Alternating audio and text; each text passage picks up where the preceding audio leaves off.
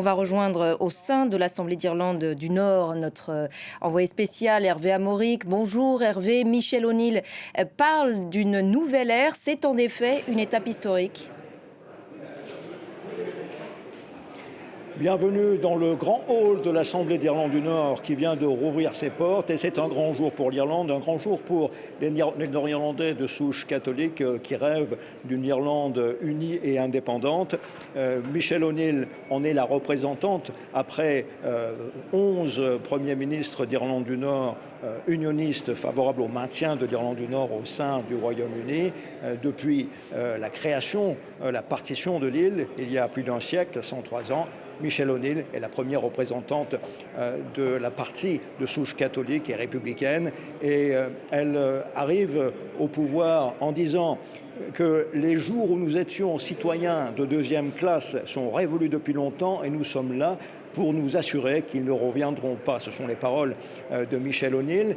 Elle dit aussi qu'elle est là pour partager et pour bâtir le pouvoir avec l'autre communauté. Nous devons travailler ensemble. En effet, selon ces institutions, ce gouvernement né des accords de paix de 1998, une communauté doit travailler avec l'autre communauté, ici, sans quoi ces institutions ne peuvent pas fonctionner.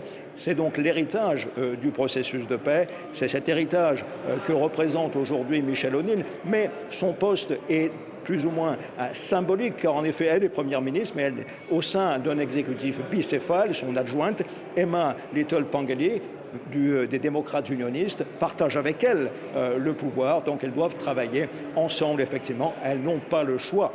C'est pour cela que c'est une journée qui, effectivement, marque le retour du partage du pouvoir tel qu'il était prévu par le processus de paix, tel qu'il était prévu par les accords de 1998. Le patron des démocrates unionistes a donc accepté de mettre fin à son boycott de l'exécutif régional. Pourquoi maintenant ?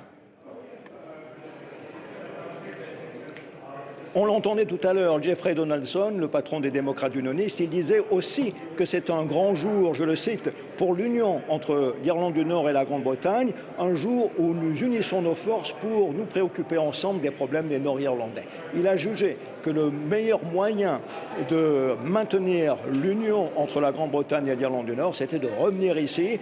Il y était avec son parti, ils avaient quitté ces institutions il y a 2 ans, parce qu'il refusait ce qu'on appelait à l'époque le protocole d'Irlande du Nord sur l'accord de Brexit pour l'Irlande du Nord, parce qu'il créait une frontière commerciale entre la Grande-Bretagne et l'Irlande du Nord, ce qui, aux yeux des unionistes, est un véritable sacrilège.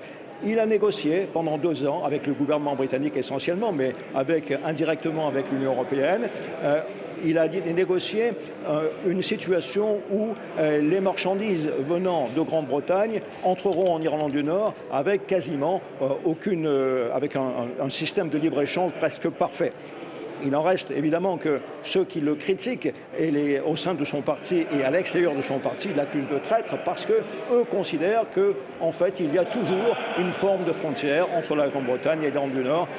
Effectivement, il a pris la décision, Jeffrey Donaldson, que la situation était telle aujourd'hui, la situation était suffisamment convenable en ce qui le concerne pour qu'il puisse retourner au sein de l'exécutif et considérer que le lien entre l'Irlande du Nord et le Royaume-Uni était sauf, et qu'il pouvait vivre avec ces accords de Brexit tels qu'ils sont aujourd'hui, avec bien sûr plus de 3 milliards pour l'Irlande du Nord de plus qu'il a négocié.